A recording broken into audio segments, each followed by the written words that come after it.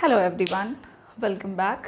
आज की क्लास में हम लोग प्रीवियस क्लास में शुरू किए गए टॉपिक को कंटिन्यू करेंगे और हम लोग डिस्कस कर रहे हैं मेथड्स ऑफ सैम्पलिंग। सैम्पल चुनने के कितने तरीके हो सकते हैं, हम उन मेथड्स को डिस्कस कर रहे हैं। और अब तक हम लोगों ने पहले मेथड को डिस्कस किया है which is the probability sampling methods, और उसके अंदर हम लोगों ने पहला मेथड कंप्लीट कर लिया है अनरिस्ट्रिक्टेड सैम्पलिंग का। तरीका क्या है, उसका मीनिंग क्या है, उस मेथड के मेरिट्स क्या क्या हैं, डीमेरिट्स क्या क्या हैं, इन सारी बातों के साथ हम लोगों ने प्रीवियस क्लास फिनिश किया है। आज के क्लास में प्रोबेबिलिटी सैम्पलिंग मेथड्स के दूसरे इसी तरीके के अंदर आने वाले दूसरे तरीके को डिस्कस करेंगे जिसका नाम है रिस्ट्रिक्टेड सैम्पलिंग। चलिए शुरू कर लेते हैं अपने क्लास को। और आज का जो टॉपिक है वो है रिस्ट्रिक्टेड सैम्पलिंग मेथड्स। देखिए, आपको कंफ्यूजन ना हो कि हम लोग कौन सा मेथड किसके अंदर पढ़ रहे हैं, इसलिए आपको एक स्ट्रक्चरल फॉर्म में मैं ऑलरेडी बता चुकी हूँ सारे मेथड्स के बारे में। आप वो स्ट्रक्चर को देखेंगे तो आपको समझ में आ जाएगा कि हम कौन सा मेथड किसके अंदर डिस्कस कर रहे हैं। सो रिस्ट्रिक्टेड सैम्पलिंग मेथड भी आपका प्रोबेबिलिटी सैम्पलिंग मेथड्स के अंदर आने वाला तरीका है, यानी कि इस मेथड में भी हम हर एक पॉपुलेशन आइटम्स को इक्वल चांस देंगे कि उनमें से कोई भी सैम्पल आइटम के रूप में चुना जा सकता है, और ये प्रोबेबिलिटी सैम्पलिंग है। लेकिन ये काम करते हुए आप कुछ रिस्ट्रिक्शंस को फॉलो करेंगे। Restricted sampling method is a method of sampling जहाँ पे हम पॉपुलेशन के हर एक आइटम को इक्वल चांस तो देते हैं कि उनमें से कोई भी सैम्पल आइटम के रूप में चुना जा सकता है, लेकिन उसके बावजूद आप ये जो काम कर रहे हो इसको आप कुछ रिस्ट्रिक्शंस को फॉलो करते हुए करते हो। कुछ रूल्स पर्टिकुलर होंगे जिनको पहले हम फॉलो करेंगे और फिर हर एक आइटम को इक्वल चांस देंगे, एंड देन उनमें से हम सैम्पल आइटम्स का सिलेक्शन कर लेते हैं, और इसी को हम रिस्ट्रिक्टेड सैम्पलिंग मेथड्स कहते हैं। सिंपल रैंडम सैम्पलिंग मेथड जो होता है वो सूटेबल होता है, जो हम लोगों ने प्रीवियस क्लास में डिस्कस किया था। सिंपल रैंडम सैम्पलिंग मेथड वो सूटेबल होता है जब आपके पॉपुलेशन के आइटम्स अपने आप में होमोजीनियस होते हैं, ठीक है, एक दूसरे से काफ़ी सिमिलर हैं, तो आप सिंपल रैंडम सैम्पलिंग कर लो। लेकिन अगर आपके यूनिवर्स के पॉपुलेशन के आइटम्स एक दूसरे से काफ़ी डाइवर्स हैं इन नेचर, एक दूसरे से हेट्रोजीनियस हो जाते हैं, तो वैसे प्लेसेस में आपको सैंपल का सिलेक्शन करने के लिए कुछ रिस्ट्रिक्शंस को फॉलो करना पड़ता है। कुछ सर्टेन डिविजन्स होते हैं जिन पे बेस करते हुए, जिन पर आधारित कुछ तरीके हैं, उसका इस्तेमाल करके ही आप सैंपल को सिलेक्ट कर सकते हैं, और उसे ही हम कहते हैं रिस्ट्रिक्टेड रैंडम सैम्पलिंग मेथड्स। अब रिस्ट्रिक्टेड रैंडम सैम्पलिंग मेथड्स के अंदर हमारा सबसे पहला तरीका आता है स्ट्रेटिफाइड सैम्पलिंग का। स्ट्रेटिफाइड सैम्पलिंग, अब ये तरीका क्या है, इस तरीके से कैसे हम सैंपल आइटम का सिलेक्शन करते हैं, इन बातों को चलिए डिटेल में समझते हैं। सबसे पहले तो स्ट्रेटिफाइड सैम्पलिंग के मीनिंग से शुरुआत करते हैं, और मीनिंग जो है इस मेथड का वो है, पहले हम लिख देते हैं, उसके बाद इसके मीनिंग को हम लोग समझेंगे। Method in which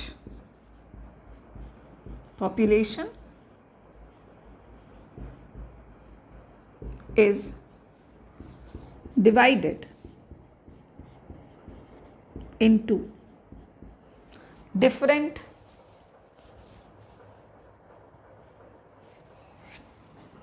into different stratum having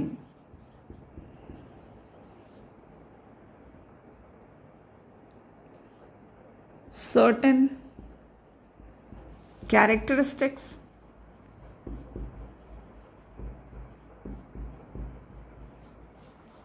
and sum of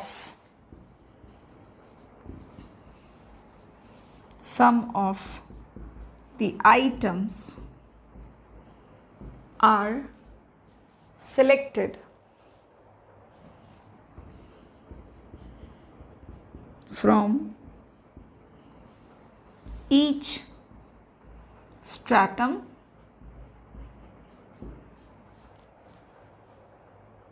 so the whole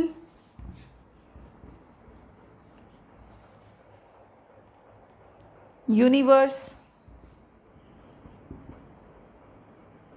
gets represented is called stratified sampling. ठीक है, क्या है ये तरीका? तो स्ट्रेटिफाइड सैम्पलिंग, या इसी को हम दूसरे शब्दों में इसका एक और नाम है which is mixed sampling. Stratified sampling को ही हम लोग मिक्स्ड सैम्पलिंग के नाम से भी जानते हैं। और ये तरीका क्या है?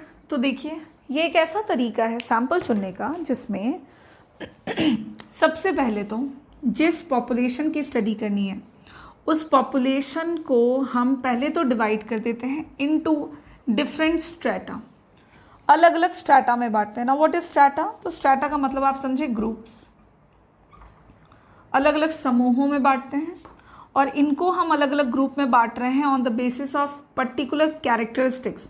अलग अलग विशेषताओं के आधार पर हम उनको अलग अलग ग्रुप में बांट देते हैं और फिर सम ऑफ द आइटम्स और कुछ आइटम्स का सिलेक्शन कर लेते हैं हम ईच स्ट्रैटम से। हर एक स्ट्रैटम से हम कुछ आइटम्स को सिलेक्ट करते हैं जिससे कि पूरा का पूरा जो यूनिवर्स है, होल पॉपुलेशन या होल यूनिवर्स, उसको हम रिप्रेजेंट कर सकें, वो रिप्रेजेंटेड हो जाए और इसी को हम स्ट्रेटिफाइड सैम्पलिंग या फिर मिक्स्ड सैम्पलिंग के नाम से जानते हैं। जैसे कि जो सुनने में समझ में आ रहा है, आप इसको ध्यान से समझेंगे कि इसमें करना क्या है। तो हर एक आइटम को इक्वल चांस देना है, लेकिन इससे पहले कि आप पॉपुलेशन के हर एक आइटम को इक्वल चांस देते हुए उनमें से सैंपल आइटम का सिलेक्शन करें, फर्स्टली आपको करना ये है कि हर एक पॉपुलेशन के आइटम्स को उनके कैरेक्टरिस्टिक्स के बेसिस पे डिफरेंट ग्रुप्स में स्ट्रैटा में बांट देना है और हर एक स्ट्रैटा से, हर एक स्ट्रैटम से आप फिर फ्यू नंबर ऑफ आइटम्स, कुछ आइटम्स को सेलेक्ट करते जाते हैं और इस तरह से आपके पॉपुलेशन में से सैंपल का सिलेक्शन हो जाता है और इसी मेथड को हम स्ट्रेटिफाइड सैम्पलिंग के नाम से जानते हैं। Why the stratified sampling is also known as mixed sampling? क्यों कहते हैं इसको हम मिक्स्ड सैम्पलिंग? क्योंकि अगर आप देखें तो ये आपका दो मेथड का मिक्सचर है। It is a mixture of two methods. दो मेथड्स किस किस का? तो एक तो पर्पसिव सैम्पलिंग, पर्पसिव सैम्पलिंग जो कि नन प्रोबेबिलिटी सैम्पलिंग के अंदर आता है, जिसको हम लोग अपने आगे की क्लासेस में पढ़ेंगे। और दूसरा ये तरीका आपका मिक्सचर है रैंडम सैम्पलिंग का, जो कि हमने प्रीवियस क्लास में पढ़ लिया। पर्पसिव सैम्पलिंग बेसिकली क्या होता है, आप इसको समझें। मिक्स्ड सैम्पलिंग इसलिए कहते हैं क्योंकि इसमें दो मेथड एक साथ इंक्लूडेड है, एक तो पर्पसिव सैम्पलिंग और अगला रैंडम सैम्पलिंग। इन दोनों ही मेथड को मिला देने से बन जाता है mixed sampling which is also known as stratified sampling. Purposive sampling उस मेथड ऑफ सैम्पलिंग को कहते हैं जहां पे इन्वेस्टिगेटर अपने पर्पस के अकॉर्डिंग सैंपल आइटम्स को सेलेक्ट करता है अपने उद्देश्य के अनुसार। और रैंडम सैम्पलिंग उस आइटम्स को, उस मेथड को कहते हैं जहां पे ईच एंड एवरी आइटम को हम इक्वल चांस देते हैं कि उनमें से कोई भी सैंपल आइटम के रूप में चुना जा सकता है। अब आप देखो पर्पसिव सैम्पलिंग यहाँ कहाँ से आया? यहाँ पे पर्पसिव सैम्पलिंग आया जब आप स्ट्रैटा को बना रहे हैं, जब आप पूरे पॉपुलेशन को डिफरेंट कैरेक्टरिस्टिक्स के बेसिस पे डिवाइड कर रहे हैं। ये डिवीजन आप अपने अकॉर्डिंग कर सकते हैं, अपने अकॉर्डिंग एज इन आप कैरेक्टरिस्टिक्स का पता तो ज़रूर लगाएंगे कि किस तरह के कैरेक्टरिस्टिक्स वाले आइटम्स मौजूद हैं इन द पॉपुलेशन, और फिर अपने पर्पस ऑफ द स्टडी के अकॉर्डिंग आप उनको अलग अलग ग्रुप्स में बांटेंगे और फिर हर एक ग्रुप से आप कुछ आइटम्स का सिलेक्शन कर लेते हैं और इस तरह से रैंडमली भी काम हुआ। जब आप हर एक ग्रुप से सैंपल का आइटम्स का सिलेक्शन कर रहे हैं तो वहाँ पे आप किसी खास तरह के तरीके का इस्तेमाल नहीं करते हैं, फिर आप सिंपली रैंडमली ये काम करते हैं कि एक ग्रुप में 10 बच्चे हैं और 10 में से आपको 2 बच्चों को चुनना है, तो 2 बच्चों को चुनने के लिए आप सिंपल रैंडम सैम्पलिंग का इस्तेमाल करते हैं कि मान लीजिए आप लॉटरी मेथड यूज़ कर रहे हैं या कुछ भी इस तरह का मेथड यूज़ कर रहे हैं और इस तरह से आपके सैम्पल आइटम्स का सिलेक्शन हो जाता है और ये काम आप स्ट्रैटा बांट करके कर रहे हैं, इसलिए इसको हम स्ट्रैटिफाइड सैम्पलिंग कहते हैं। अब इसको अगर एक एग्जाम्पल से और हम समझना चाहें तो फटाफट से क्लियर कर लेते हैं। Let's take an example of stratified sampling का। तो सपोज करें कि क्लास 11th में टोटल नंबर ऑफ स्टूडेंट्स है 100, सपोज कीजिए टोटल 100 स्टूडेंट्स है क्लास 11th में। अब इन 100 स्टूडेंट्स में से कुछ बच्चे हैं जिन्होंने अलग सब्जेक्ट सिलेक्ट किया है और कुछ बच्चे ऐसे हैं जिन्होंने डिफरेंट सब्जेक्ट लिया है। सपोज 100 स्टूडेंट्स में से क्लास 11th में 70 बच्चे ऐसे हैं जिन्होंने मैथ्स चूज किया है और 30 बच्चे ऐसे हैं जिन्होंने कंप्यूटर साइंस चूज किया है। अब हमें इन 100 बच्चों में से सेलेक्ट करना था 10 बच्चों को एज अ सैम्पल। तो हमने क्या करा कि ये पता करने के बाद कि इन 100 बच्चों में से कुछ ने मैथ्स लिया है और कुछ ने कंप्यूटर साइंस लिया है, हमने उन बच्चों को उन्हीं विशेषताओं के आधार पर 2 स्ट्रैटम में बांट दिया। हमने उनका 2 ग्रुप बना दिया। एक बना दिया हम लोगों ने 70 स्टूडेंट्स का जिसमें बच्चों ने मैथ्स ले रखा है और एक हम लोगों ने बनाया 30 स्टूडेंट्स का जहाँ पे बच्चों ने CMS ले रखा है। अब 2 स्ट्रैटा बन गए, ये एक स्ट्रैटम है और ये 30 स्टूडेंट्स का एक स्ट्रैटम हो गया। अब हम लोगों को सेलेक्ट करना है कितने बच्चे, 10 बच्चे एज अ सैम्पल। तो हम क्या करेंगे, पहले स्ट्रैटम से 7 बच्चों का सिलेक्शन करेंगे और दूसरे स्ट्रैटम से 3 बच्चों का सिलेक्शन करेंगे। ये 70 में से जो 7 का सिलेक्शन होगा ये हम रैंडमली करेंगे, ये हम रैंडमली करेंगे। इन 30 में से जो 3 बच्चों का सिलेक्शन होगा इसको भी हम रैंडमली सेलेक्ट करेंगे और इस तरह से हम स्ट्रैटिफाइड सैम्पलिंग करते हुए 7 और 3 बच्चों का सिलेक्शन करते हुए 10 बच्चों को चुन लेंगे और इस तरह से आपको जानकारी प्राप्त हो जाएगी, सैंपल तैयार हो जाएगा जो कि पूरे पॉपुलेशन को बेहतरीन तरीके से रिप्रेजेंट कर सकेगा और यही तरीका स्ट्रैटिफाइड सैम्पलिंग कहलाता है। अब एक इस मेथड के मेरिट्स क्या क्या हैं। इस मेथड के कुछ तो मेरिट्स हैं ज़रूर, तो मेरिट्स एंड डिमेरिट्स को कुछ पॉइंट वाइज हम डिस्कस कर लेते हैं फटाफट से। और सबसे पहला पॉइंट जो हम मेरिट में देखेंगे वो है कि ये जो मेथड है, इस मेथड की मदद से आप पॉपुलेशन में मौजूद अलग अलग विशेषता रखने वाले आइटम्स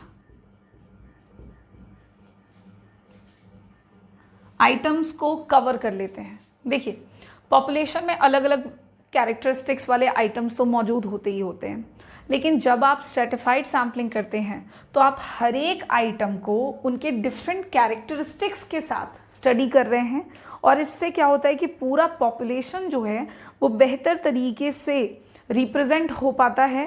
तो ये एक अच्छा मेथड है। जैसे क्लास जो एग्जाम्पल है उसमें 100 बच्चे थे, अब 100 में से अगर डायरेक्टली हम 10 बच्चों का सिलेक्शन करते लाइक रैंडम मेथड की मदद से, तो माइट भी कि वो 10 ऐसे बच्चे आ जाते जो सारे के सारे मैथ्स के होते, या मे बी वो 30 वो ऐसे 10 बच्चे आ जाते वो जो सारे के सारे कंप्यूटर साइंस के होते, या मे बी ज़्यादा बच्चे कंप्यूटर साइंस के होते, कम बच्चे मैथ्स के होते। तो ये आपको इस तरह से सिलेक्शन हो सकता था।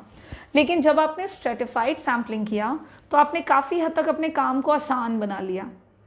आसान बनाते हुए आपने ये किया कि पहले बच्चों को उनकी विशेषता के आधार पर आपने बांटा, 2 ग्रुप्स में आपने ये काम कर दिया बांट करके, और उसके बाद आपने क्या किया, फिर हर एक ग्रुप से बच्चों को रैंडमली चुना।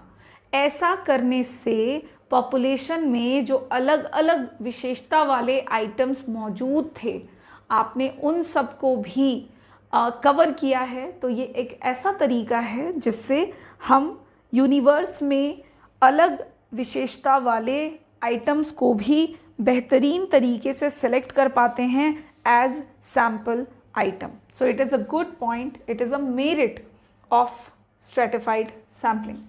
नेक्स्ट पॉइंट है कि with the help of stratified sampling आप जैसे सैम्पल आइटम का सिलेक्शन कर पाते हैं, वो रिप्रेजेंटेटिव आइटम्स होते हैं इन नेचर।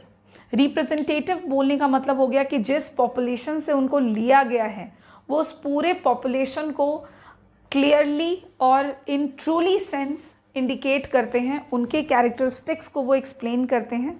तो इस तरह से ये मेथड आपको हेल्प करता है मोर रिप्रेजेंटेटिव सैम्पल्स ऑब्टेन करने में।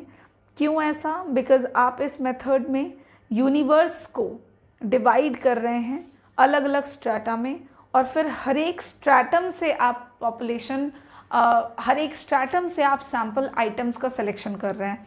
ऐसा करने से सैम्पल जो आपका बनकर आता है वो कुछ ऐसा आता है जो कि पूरे पॉपुलेशन के डाइवर्स कैरेक्टरिस्टिक्स को एक्सप्लेन करता हो और पॉपुलेशन के ट्रू बिल्कुल एक्यूरेट कैरेक्टरिस्टिक्स को बतलाता हो। सो it is a good point of this method, ये एक मेरिट है।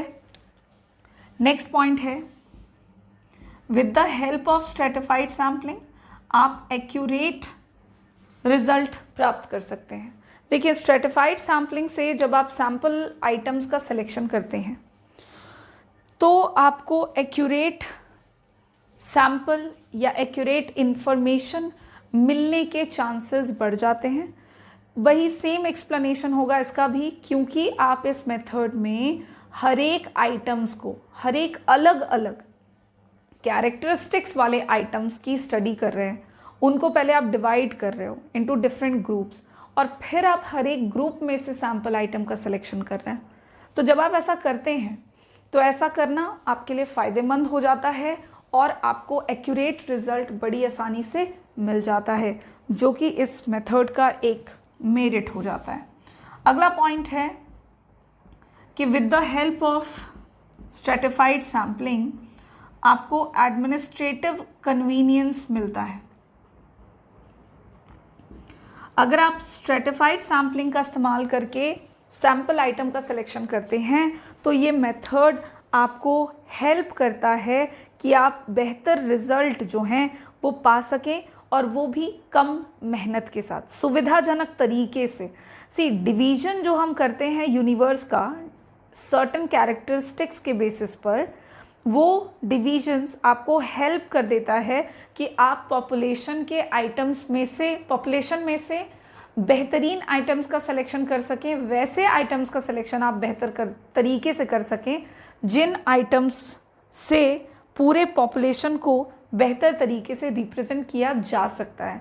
तो ये इस मेथड का एक मेरिट हो जाता है कि आपको ये तरीका सुविधाजनक है।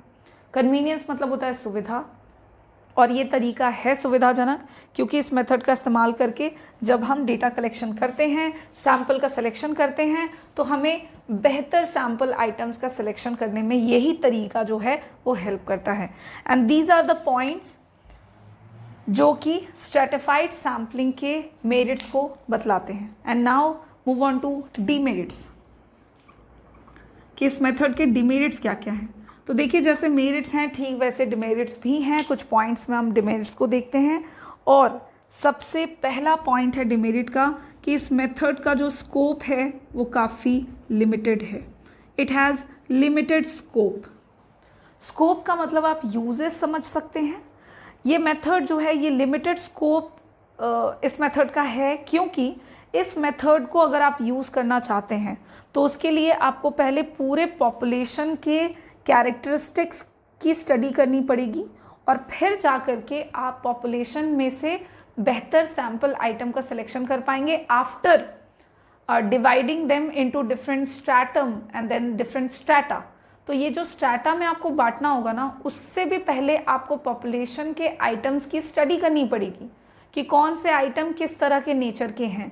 और अगर पॉपुलेशन का साइज, यूनिवर्स का साइज काफ़ी बड़ा है, अगर यूनिवर्स का साइज लार्ज है, तो फिर ये तरीका आपके लिए थोड़ा सा इनकन्वीनियंट हो जाएगा कि लार्ज पॉपुलेशन साइज में अलग अलग आइटम्स हैं, उनके नेचर की स्टडी करें और तब जा कर के आप पहले उनको ग्रुप में बांटें और फिर जा कर के आप उसमें से सैम्पल आइटम सेलेक्ट करें।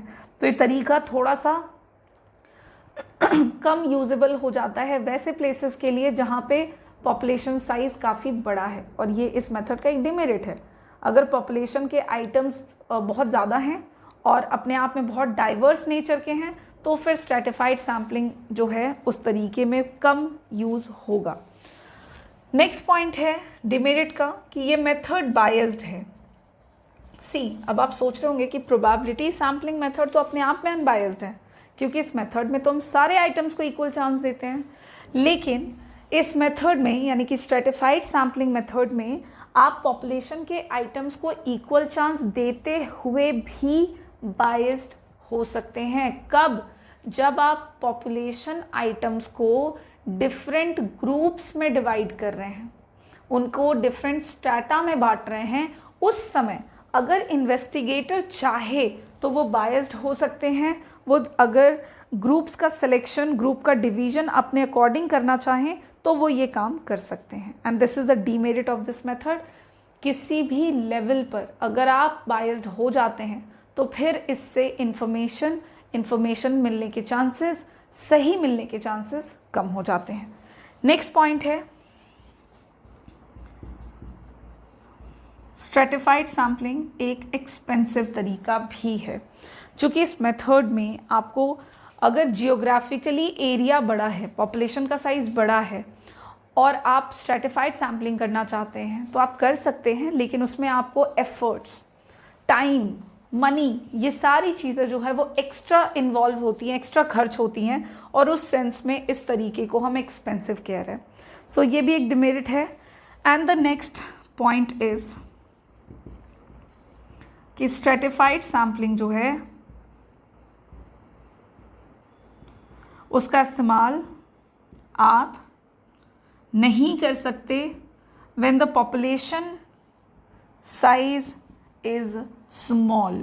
देखिए, अगर पॉपुलेशन का साइज़ स्मॉल है, छोटा है, तो फिर उस स्थिति में आप स्ट्रैटिफाइड सैम्पलिंग मेथड का इस्तेमाल नहीं कर सकते, बिकॉज इस मेथड में हम क्या कर रहे हैं, पॉपुलेशन के साइज़ को ही स्मॉल करने के लिए उनको डिफरेंट स्ट्रैटा में बांटते हैं। और अगर पॉपुलेशन का साइज़ ऑलरेडी बहुत स्मॉल है, तब आप स्मॉल साइज़ ऑफ पॉपुलेशन का कितना स्मॉल स्ट्रैटा बनाएंगे और फिर उसमें से कैसे आप सैम्पल आइटम का सिलेक्शन करेंगे। ये थोड़ा सा इनकन्वीनियंट हो जाएगा, इनकन्वीनियंट नहीं, अनस्यूटेबल हो जाएगा वैसे प्लेसेस में अगर पॉपुलेशन का साइज़ कम है। अब मान लीजिए कि कोई पॉपुलेशन है, एरिया है, और वहाँ पे 10 ही आइटम्स हैं, 10 में से आपको 1 का सिलेक्शन करना है, चलिए 2 का करना है। अब यहाँ पे 10 में से आप कैसे उनको अलग अलग ग्रुप में बांटोगे, कितने ग्रुप बनाओगे आप, और उसमें से कैसे 2 को सिलेक्ट करोगे। तो एक एग्जाम्पल दे रही थी, बट देखा जाए तो ये मेथड बहुत लार्ज एरिया के लिए भी अनस्यूटेबल है और बहुत स्मॉल साइज ऑफ पॉपुलेशन के लिए भी अनस्यूटेबल है। और इन्हीं पॉइंट्स के साथ हमारा स्ट्रैटिफाइड सैम्पलिंग होता है यहाँ पे कंप्लीट। और स्ट्रैटिफाइड सैम्पलिंग कंप्लीट करने के बाद अब हम लोग पहुँचेंगे हमारे नेक्स्ट मेथड पे, जो कि होगा systematic method. Again restricted sampling method का ही दूसरा तरीका है, just similar to the stratified, but तरीका थोड़ा अलग है, विच इज़ सिस्टमेटिक सैम्पलिंग, जिसको हम हमारे नेक्स्ट क्लास में डिस्कस करेंगे। Thank you.